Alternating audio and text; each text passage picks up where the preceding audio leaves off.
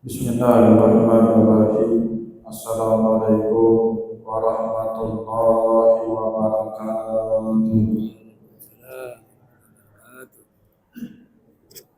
Alhamdulillah, alhamdulillahilladzi ja'ala al-ilma taharatan lin-nufus wa nuran lil-basair wa hadiyan ilal jannah.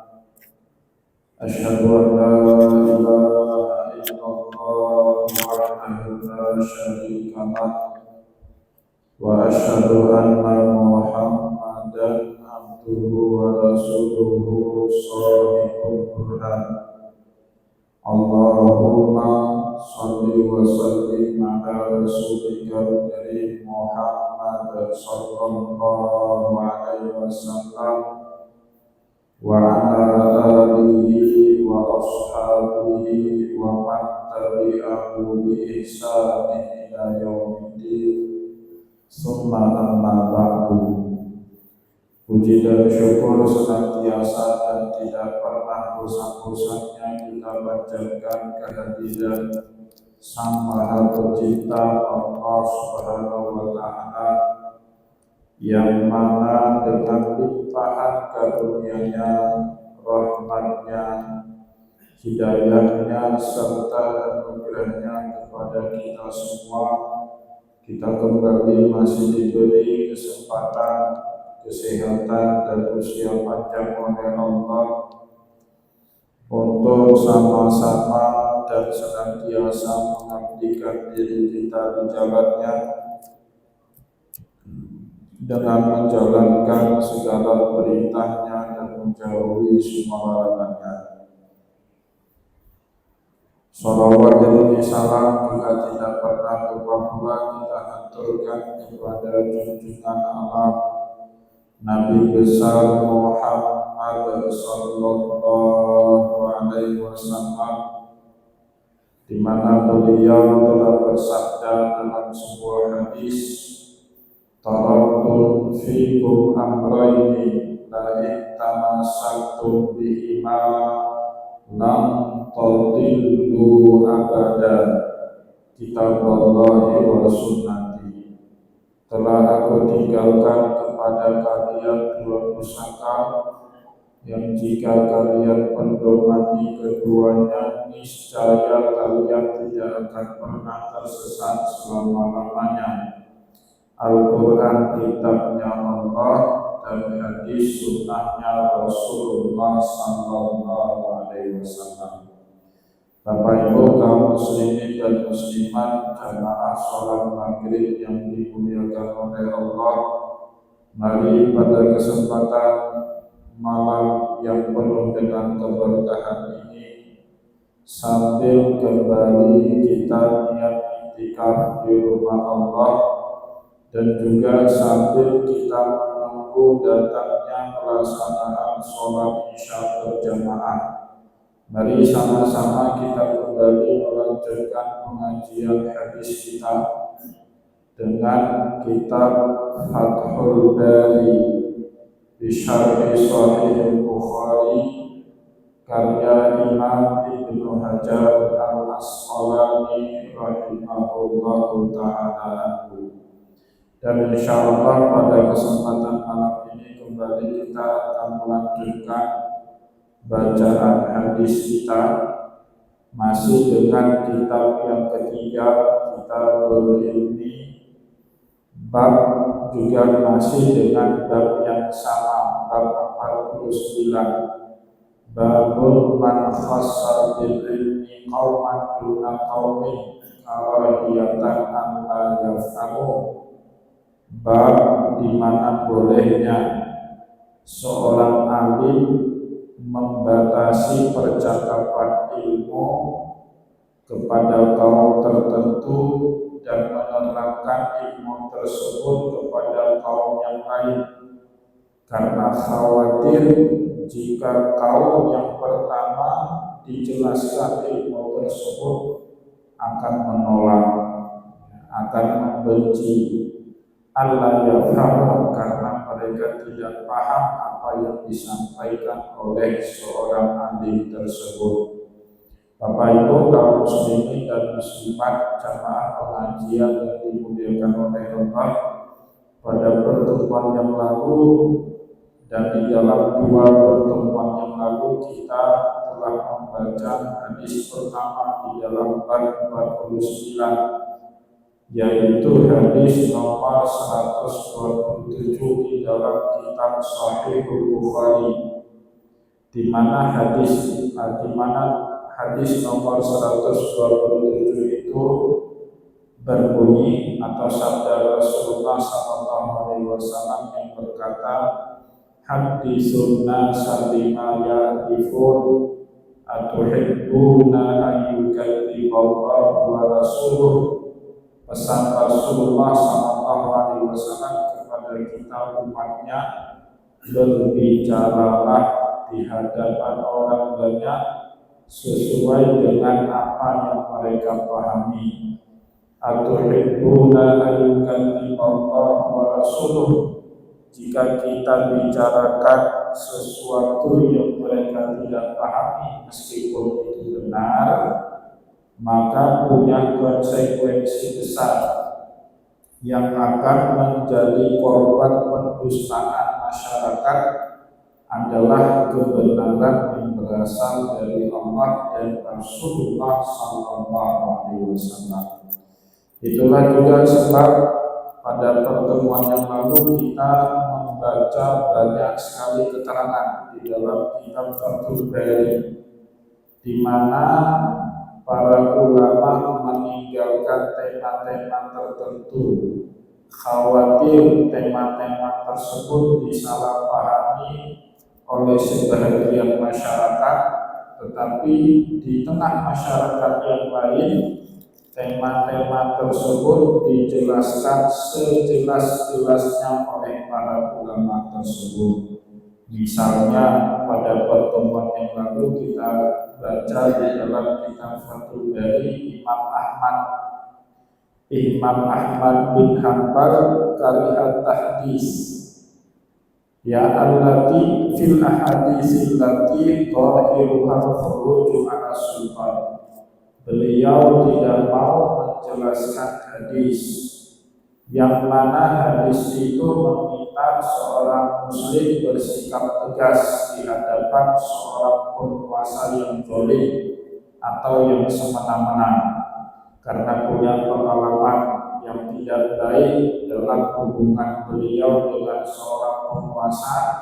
Imam Ahmad bin Hanbal menolak mengajarkan hadis-hadis Rasulullah SAW yang meminta seorang muslim bersikap tegas menyampaikan kebenaran di hadapan seorang pemimpin yang zalim, seperti misalnya hadis afdalul jihad indallahi kalimatul haq inda sultanin jahilin. Sebaik-baiknya jihad di hadapan Allah adalah kemampuan kita mengungkapkan kalimat yang benar di hadapan seorang pemimpin yang zalim. Hadis-hadis seperti itu sudah diceritakan oleh Imam Ahmad. Juga Imam Malik wa Malik fi ahadits sifat. Imam Malik menolak mengajari hadis-hadis yang berbicara tentang sifat-sifat Allah. Bahkan kalau ada pertanyaan kepada beliau tentang hadis-hadis yang berkaitan dengan sifat-sifat Allah, maka Imam Malik akan menjawab dengan jawaban al-istiwa maklum, istiwanya Allah semuanya maklum, wal kaifiyatu majhul, tetapi tata cara istiwa atau bersemayamnya Allah kita tidak tahu sama atau tidak sama dengan istiwanya manusia, kita tidak tahu. Wal imanu bihi wajib, bahwa kita beriman ada ayat yang mengatakan Allah beristiwa di atas arasy-Nya, wajib. Wasu'alu anhu bid'ah, banyak sekali bertanya mengenai masalah tersebut hukumnya bid'ah. Itu cara Imam Malik menolak untuk masuk terlalu dalam di dalam pembahasan ayat-ayat ataupun hadis-hadis yang berbicara tentang sifatnya Allah. Begitu juga Imam Abu Yusuf, salah seorang muridnya Imam Abu Hanifah.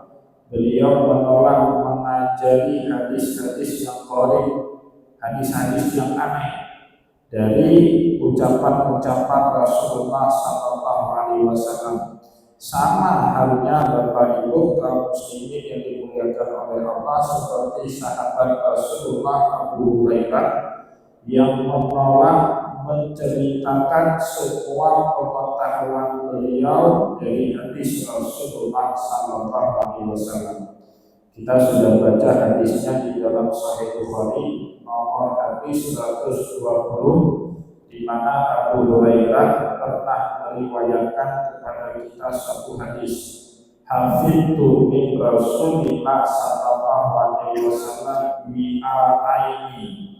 Saya telah menghafal banyak sekali ilmu dari Rasulullah yang kalau kita kategorikan ada dua bahagian. Fa'amma ahaduhuma fabasastuhu. Adapun bahagian yang pertama semuanya telah disampaikan oleh Abu Hurairah kepada kita umatnya Rasulullah SAW. Wa ammal akharu, adapun jenis hadis yang kedua yang dihafal sama Abu Hurairah dari Rasulullah, lau basastuhu maqata'tu hadzal baru. Seandainya saya sampaikan hadis yang jenis kedua ini kepada kalian pasti akan memenggal leherku ini, kata Abu Hurairah. Maka itulah sebab Bapak Ibu, sahabat seperti Abu Hurairah tidak semuanya menceritakan apa yang beliau ketahui dari Rasulullah Sallallahu Alaihi Wasallam. Begitu juga contoh-contoh yang lainnya, seperti Anas bin Malik menolak menceritakan tentang pembalasannya Rasulullah kepada suku Bani Quraisyah yang sudah bersikap keji kepada para sahabat Rasulullah, khawatir itu dijadikan hujah oleh Hajjaj bin Yusuf untuk membantai kaum muslimin, sebagaimana riwayat yang sudah kita sampaikan pada pertemuan yang lalu. Bapak Ibu kaum muslimin dan muslimat jamaah pengajian yang dimuliakan oleh Allah, pada bab ke-49 ini Imam Bukhari meriwayatkan kepada kita dua buah hadis. Yang pertama tadi sudah kita jelaskan, hadis nomor 127 ya. Dan insya Allah pada malam ini kita masuk ke dalam hadis yang kedua di dalam bab 49. Hadis nomor 128. Di mana hadis itu diriwayatkan oleh Imam Bukhari dari gurunya. Haddatsana Ishaq bin Ibrahim qala haddatsana Mu'adz bin Isyaq qala haddatsani Abi an Qatadah qala haddatsana Anas bin Malik. Diriwayatkan kepada kita oleh Imam Bukhari dari sahabat Rasulullah Anas bin Malik radhiyallahu anhu, anna Nabiyya sallallahu alaihi wasallam wa Mu'adzur radifuhu ala rahmi. Suatu hari, kata Anas bin Malik, Rasulullah sallallahu alaihi wasallam melakukan sebuah perjalanan. Di dalam perjalanan itu Rasulullah Sallallahu Alaihi Wasallam ditemani oleh sahabat Nabi Mu'adz bin Jabal radhiyallahu anhu.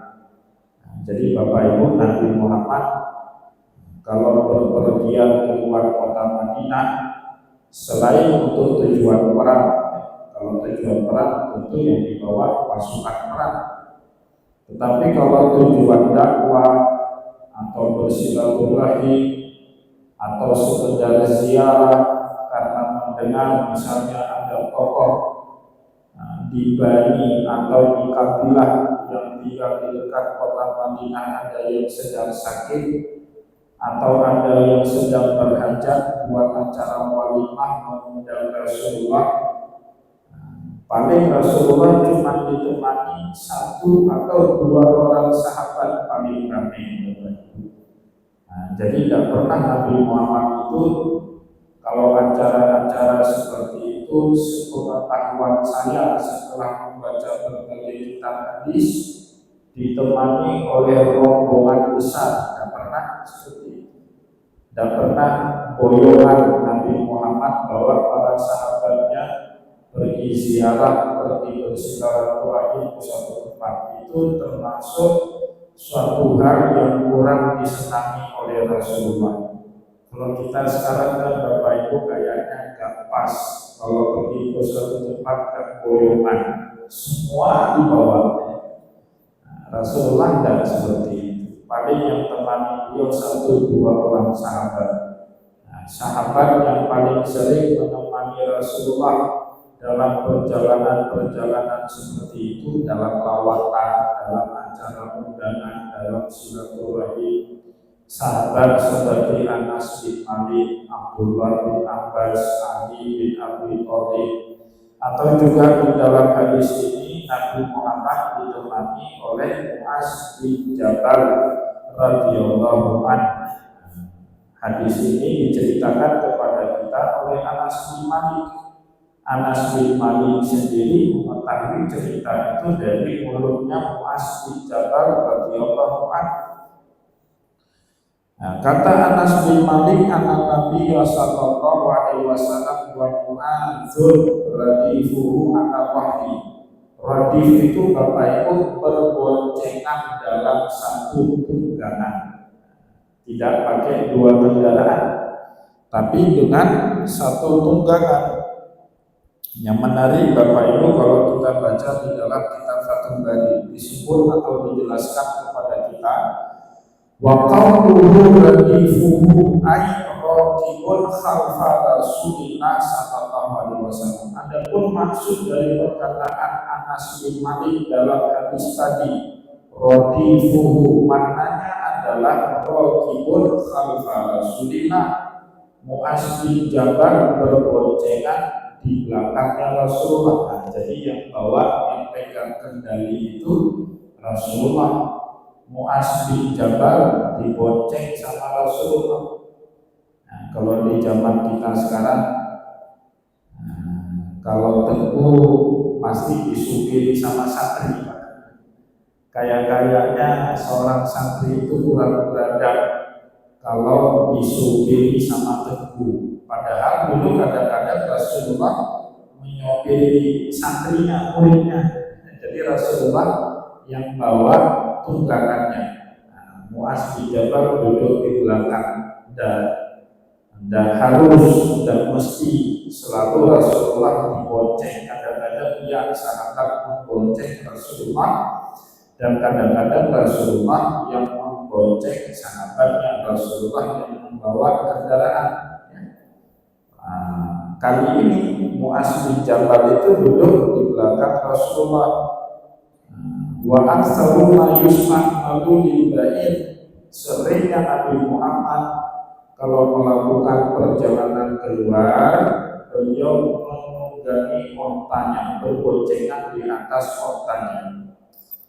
Jadi Rasulullah punya dua ekor onta, satu onta betina namanya kaswa, satu lagi onta jantan namanya jadanah. Tetapi kata Imam Ibnu Hajar al-Asqalani di dalam kitab Fathul Bari, lakinna Mu'adz kana fi tilkal halah radifahu sallallahu alaihi wasallam ala himari. Dalam perjalanan itu Rasulullah sallallahu alaihi wasallam membonceng Mu'adz bin Jabal di atas tunggangan keledainya. Jadi naik keledai ya.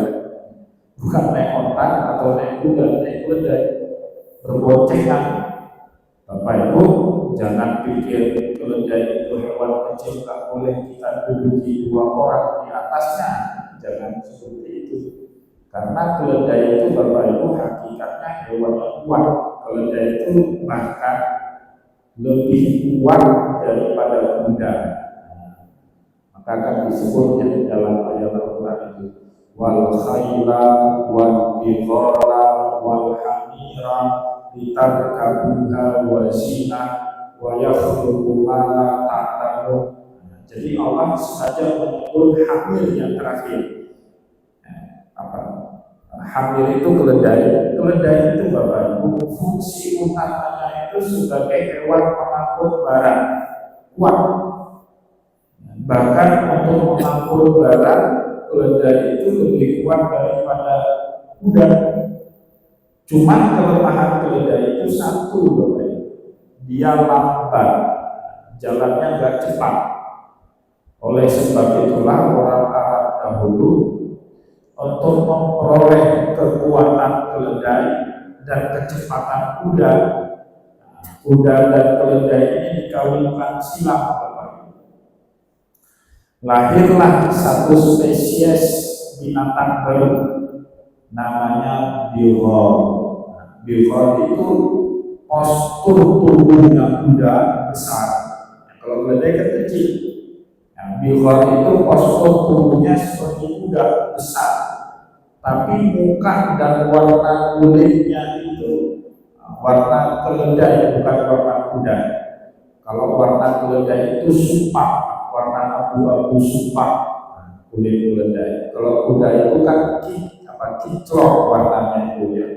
Kalau warna coklatnya licin, warna hitamnya licin, putihnya licin. Tapi kalau keledai warnanya itu supak, abu-abu supak. Mukanya, bentuk kepalanya seperti keledai, bukan seperti kuda. Itu hewan jenis baru namanya bighal. Dia punya kekuatan seperti keledai, sanggup bawa barang dalam jumlah besar, dan punya kecepatan seperti kuda, bisa berlari cepat. Keledai itu tidak bisa berlari cepat, lambat, jalannya lambat. Maka orang Aceh biasanya kalau ada orang yang lambat, malas-malasan, disamakan dengan keledai. Tapi sekarang udah jarang, ya. Saya udah jarang. Kalau dulu saya sering sekali kena sama nenek saya almarhumah keledai. Kalau udah malas sholat, udah kena keledai. Ya, kenapa ya? Memang keledai malas lah hewannya, jalannya lamban, ya nggak cepat, tapi kuat, ya postur tubuhnya kuat. Ya, maka Rasulullah SAW pernah mengendarai keledai, Bapak Ibu, berdua berboncengan dengan sahabat Nabi Muaz bin Jabal radhiyallahu anhu dalam satu perjalanan jauh. Nanti hadis ini terulang sekali lagi di dalam kitabul jihad, ya, dalam Sahih Bukhari nomor hadis 2856. Di dalam hadis 2856 disebut Rasulullah menunggangi keledai bersama Muaz bin Jabal dalam salah satu perjalanan jauhnya. Bapak Ibu kaum muslimin dan muslimat jamaah pengajian yang dimuliakan oleh Allah, dalam perjalanan jauh seperti itu Rasulullah ditemani sama Muaz bin Jabal. Biasanya Nabi Muhammad itu bercakap-cakap, ngobrol, ya, berbicara dalam perjalanan jauh, dan juga para sahabat Bapak Ibu mustafid itu mengambil banyak faedah dalam perjalanan bersama dengan Rasulullah SAW. Mereka dan pernah menyia-nyiakan kesempatan melakukan perjalanan jauh dengan Rasulullah kecuali menimba ilmu, bertanya kepada Nabi Muhammad sebanyak-banyaknya, persis seperti peristiwa yang terjadi dengan Muaz bin Jabal. Dalam perjalanan jauh itu tiba-tiba Rasulullah SAW memanggil Muaz bin Jabal. Muaz bin Jabal di belakang beliau. Rasulullah sallallahu alaihi wasallam memanggil Mu'az bin Jabal, "Ya Mu'az ibn Jabalin." Qala labbaika ya Rasulullah wa sa'daika.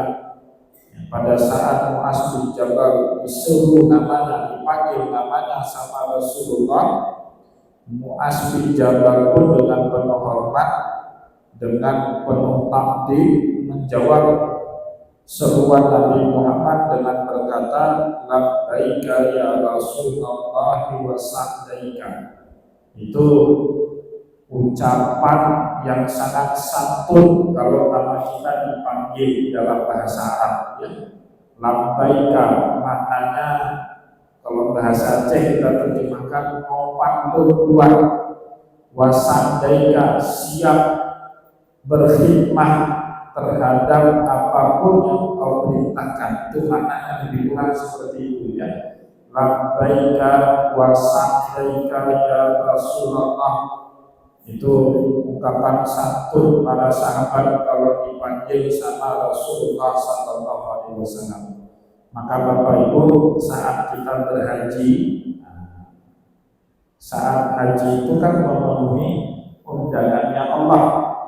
Yang kita ucapkan kan lafal talbiyah itu dengan kata labbaik Allahumma labbaik. Itu sopan sekali Bapak Ibu, kalimat yang sangat sopan.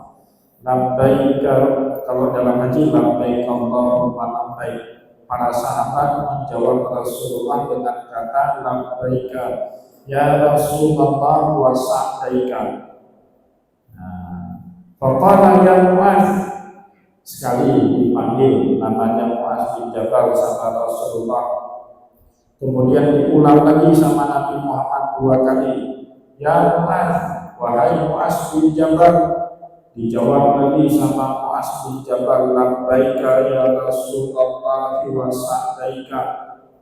Nyopatlah wahai Rasulullah dan siap melakukan apapun yang engkau perintahkan. Ya, ditanya sekali lagi, disuruh sekali lagi sampai 3 kali sama Rasulullah. Wa ya Mu'az, hei Mu'az bin Jabal, labbaika wa sa'daika ya Rasulullah. Dijawab lagi sama Mu'az sebanyak 3 kali, ya. Saya di sini dan siap melaksanakan perintah wahai Rasulullah. Baru setelah Rasulullah Mu'az bin Jabal menjawab seruan Nabi sebanyak 3 kali, Nabi Muhammad sallallahu alaihi wasallam pun kemudian berkata, ma min ahadin yashhadu an la ilaha illallah. Sebenarnya hadis ini Bapak Ibu, tadi saya sempat mau sholat istikharah. Kita baca nggak hadis ini? Khawatir saya, ya, sampai ada rencana saya mau loncat saja. Ini kan hadis nomor 128. Sebenarnya tadi Bapak Ibu saya mau baca hadis nomor 129. Kenapa harus loncat? Kayaknya hadis ini agak berbahaya disampaikan. Tapi akhirnya nimbang, kayaknya harus kita baca. Ya. Nanti kita jelaskan kenapa hadis ini berbahaya. Berbahaya betul hadis ini. Syukur juga saya, kalau Bapak Ibu perhatikan tadi habis sholat maghrib saya lihat-lihat ke belakang. Dan biasanya saya habis sholat maghrib lihat-lihat ke belakang. Saya bersyukur malam ini hujan, jamaahnya datang gak rame. Kalau rame lebih berbahaya di sini. Maka saya lihat, saya hitung jemaah, alhamdulillah. Biasanya kan maghrib kita kalau hujan pasang, biasanya kan 5 atau 6 sah kadang-kadang. Ini hari ini 3 sah pun dapat, alhamdulillah. Memang hadis ini agak berbahaya. Bapak Ibu yang dimuliakan oleh Allah, Rasulullah SAW pernah bersabda di dalam hadis, ma min ahadin yashhadu an la ilaha illallah tiada pun seorang manusia pernah bersyahadat seumur hidupnya bahwa tiada Tuhan kecuali melainkan hanya Allah Subhanahu wa taala semata. Wa anna Muhammadar Rasulullah, dan Rasulullah sallallahu alaihi wasallam atau Muhammad itu adalah utusannya Allah, sidqan min qalbi. Syahadat itu benar-benar jujur keluar dari dalam kalbunya, bukan hanya sekedar ucapan, bukan hanya sekedar pengakuan, tetapi jujur itu keluar dari dalam dirinya, dari ketulusan hatinya. Inna haramahullahu alanna, pasti niscaya Allah Subhanahu wa taala mengharamkan dirinya dijerat sama api neraka. Itu hadis sahih sekali. Kan bahaya hadis ini Pak disampaikan. Kamu mandang karena modal kamu surga. Besok sepi pengajian kita. Modalnya asyhadu an la ilaha illallah wa anna Muhammadar Rasulullah. Nah, maka hadis ini Bapak Ibu berbahaya sekali sebenarnya, dan itu disadari betul oleh Rasulullah dan juga oleh sahabat Nabi yang mendengarnya, Mu'adz bin Jabal radhiyallahu anhu. Maka Mu'adz bin Jabal Bapak Ibu setelah mendengar ucapan Nabi tadi, beliau berkata, ya Rasulullah, afala ukhbiru bihi nasa fayastabsyirun, bolehkah saya menyampaikan ucapanmu tadi kepada orang lain, kepada sahabat-sahabat lain, bahkan kepada umat-umatmu yang lain, agar mereka mendapatkan berita gembira? Apa jawaban Rasulullah SAW? Qala idzan yattaqiu, jangan, enggak usah sampaikan itu. Nanti mereka memudah-mudahkan agama. Maka enggak seharusnya ya, tapi tidak apa-apa lah kita sampaikan. Jadi dulu Rasulullah Bapak Ibu melarang Mu'adz menceritakan hadis itu kepada sahabat-sahabat yang lain. Cukup cerita itu konsumsinya Mu'adz bin Jabal. Nah, ini sekaligus menunjukkan Bapak Ibu bolehnya seseorang mencerita satu hadis secara detail kepada seseorang dan tidak menceritakannya kepada sahabat-sahabat yang lain, dan itu sering sekali dilakukan oleh Rasulullah SAW. Kenapa Rasulullah menyampaikan itu kepada Mu'adz bin Jabal? Karena Bapak Ibu, orang seperti Mu'adz ini imannya betul-betul teruji, sudah istiqomah, nggak akan ngaruh diceritain hadis seperti ini, nggak akan menyebabkan Mu'adz bin Jabal malas-malasan dalam melakukan ibadah. Nah, maka Mu'adz bin Jabal Bapak Ibu pamit minta izin sama Rasulullah. Apa kata Mu'adz? Ya Rasulullah, afala ukhbiru bihi nasa fayastabsyirun, bolehkah saya menyampaikan hadis ini kepada sahabat-sahabat yang lain agar mereka mendapatkan berita gembira? Dilarang sama Nabi. Dan yattaqiu, kalau engkau sampaikan itu wahai Mu'adz, mereka akan bermalas-malasan dalam menjalankan ibadah. Wa akhbara biha Mu'adzun inda mautihi ta'assuman, kata Anas bin Malik, sahabat yang meriwayatkan hadis ini.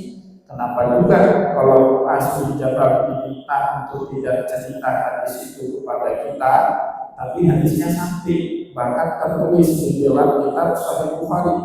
Nah, disinilah Bapak Ibu kata Anas bin Malik, sahabat Rasulullah SAW yang merawi hadis ini, wa akhbara biha Mu'adz, akhirnya menyampaikan hadis ini kepada kita umatnya Rasulullah kapan? Inda mauti, menjelang wafatnya beliau. Sudah mau meninggal dunia, beliau dengan apa yang belum saya sampaikan dari sunnahnya Rasulullah kepada umat Islam. Beliau ingat-ingat, akhirnya beliau teringat kembali dengan pengalaman beliau suatu hari melakukan perjalanan jauh bersama dengan Rasulullah, di mana kemudian Nabi pernah berkata di dalam perjalanan itu, "Ma min ahadin yashhadu an la ilaha illallah wa anna Muhammadar Rasulullah sidqan min qalbihi illa harramahu Allahu 'alan nar."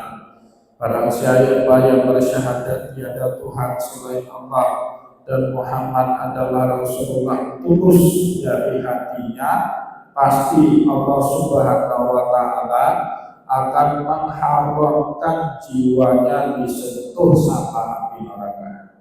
Muaz bin Jabal takut ta'assuman akan dosa sama Rasulullah.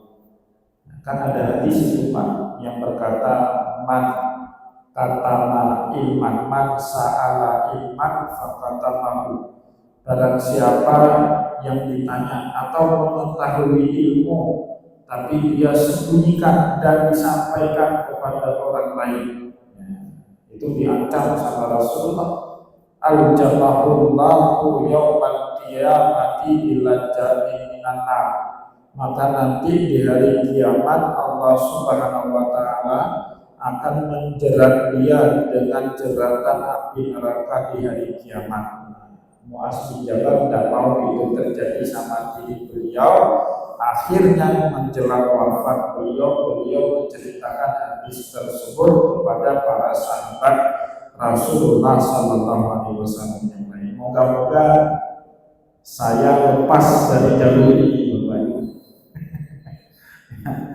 Moga-moga saya nggak dosa pada malam ini lewat jalur ini.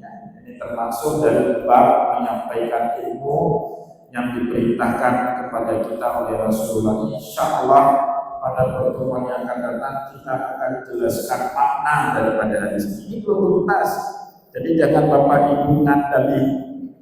Belum tuntas, ada pemahaman hadis ini. Gimana nanti dalam doktrin akidah Ahlussunnah wal Jamaah, pelaku dosa besar fasik namanya ya. Pelaku dosa kaum muslimin, pelaku dosanya dimaksud itu dua. Yang pertama dosa besar atau dosa kecil yang terus menerus, al-israr atau al-israr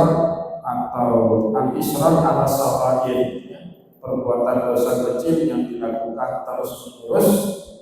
Mereka masuk neraka dulu sebelum masuk surga. Permintaan dengan hadis ini. Itu keyakinan ulama Ahlussunnah wal Jamaah. Bahkan ulama Khawarij, Bapak Ibu, lebih ekstrim lagi. Kaum muslimin ahlu syahadah, kalau mereka melakukan perbuatan dosa bahkan bisa kekal abadi selama-lamanya di dalam api neraka. Itu ulama Khawarij. Tapi ulama Ahlussunnah wal Jamaah meyakini, Bapak Ibu, kalau kita muslim pernah bersyahadat, kita masuk ke dalam api neraka jahanam, tapi tidak kekal, diselamatkan dengan syahadat kita, baik dengan syafaatnya Rasulullah atau dengan syafaatnya Al-Quran atau bahkan juga dengan rahmatnya Allah Subhanahu wa taala.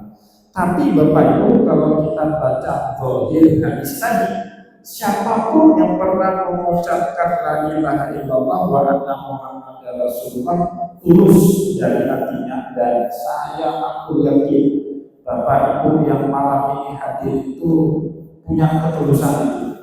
Walaupun dalam ibadah belum tentu tulus. Itu urusan baik. Tapi kalau mengenai la ilaha illallah wa anna Muhammadar Rasulullah, mohon maaf, jangankan Bapak Ibu yang ahli masjid, teman-teman kita yang tidak pernah ke masjid, Pak, yang kerjanya 24 jam nongkrong di kedai kopi, coba ejek Nabi Muhammad di depan mereka, Pak. Duduk menigo, coba Bapak Ibu, Rasulullah itu tidak benar, habis kita dibaca itu. Yang tanda apa? Tulus mereka mencintai Rasulullah. Nah, kalau ini tidak ragu kita, Bapak Ibu ya. Tapi apakah itu bisa membuat kita selamat secara total dari jeratan api neraka sebagaimana dalam hadis ini. Insya Allah pada pertemuan akan datang kita akan uraikan, jelaskan makna daripada hadis ini. Semoga ya, apa yang kita sampaikan pada kesempatan malam ini bermanfaat kepada kita semua.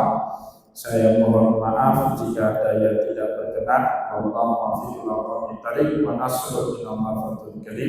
Wassalamualaikum warahmatullahi wabarakatuh.